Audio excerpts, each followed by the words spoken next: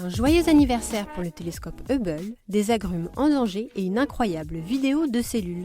Bonjour à tous, voici votre concentré d'actualité scientifique pour ce 24 avril.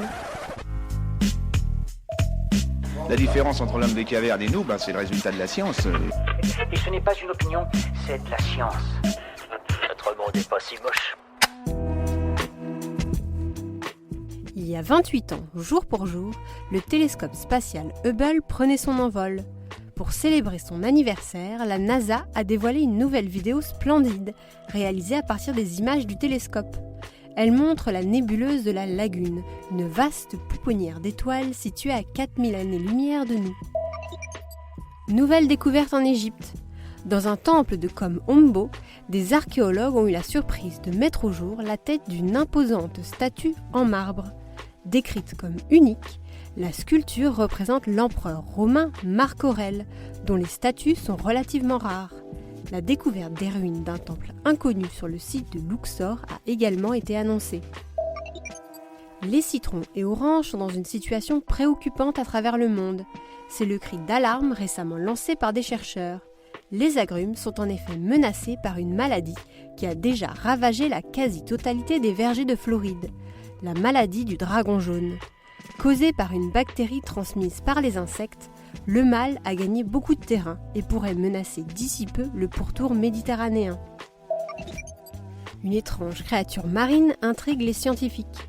Le spécimen en question a été filmé au large du golfe du Mexique, à quelques 850 mètres de profondeur. D'après les chercheurs, il s'agirait d'un calmar. Le problème est que son corps et ses tentacules n'en ont pas du tout la forme. Il pourrait appartenir à une mystérieuse espèce encore jamais observée en vie jusqu'ici. Super, j'adore. Alors écoute-moi bien, je vais essayer d'être clair avec toi. Ouais, génial. Des chercheurs ont réussi à capturer une vidéo incroyable chez des poissons zèbres. La séquence montre en temps réel une cellule du système immunitaire migrer dans l'oreille interne de l'animal. Le tout en haute résolution et en 3 dimensions, s'il vous plaît. Une première captivante rendue possible en combinant 2 techniques de microscopie. Adeptes de l'aspartame, mauvaise nouvelle. Les édulcorants artificiels ne protègent pas contre le diabète ni l'obésité. C'est ce qu'affirme une vaste étude menée aux États-Unis sur des rats et des cultures de cellules. En remplaçant les sucres par des édulcorants, les chercheurs ont constaté des effets négatifs sur la façon dont le corps métabolise les graisses et produit de l'énergie. Des changements qui favoriseraient également l'obésité et le diabète. Notre démarche serait apparue plus tôt qu'on ne pensait.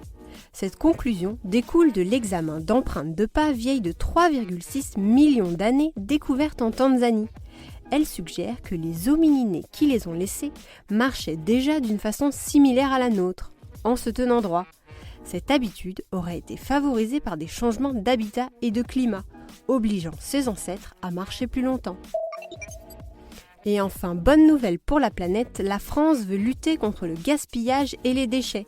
Lundi, le Premier ministre Édouard Philippe a annoncé la mise en place d'un plan visant à développer l'économie circulaire. Objectif, inciter à consommer un peu moins en favorisant le recyclage et la réparation. Et voilà, c'est tout pour aujourd'hui. On vous souhaite une bonne journée et on vous dit à demain pour de nouvelles actualités scientifiques. Voilà. Il ne reste plus qu'à vous remercier de votre attention. Au revoir.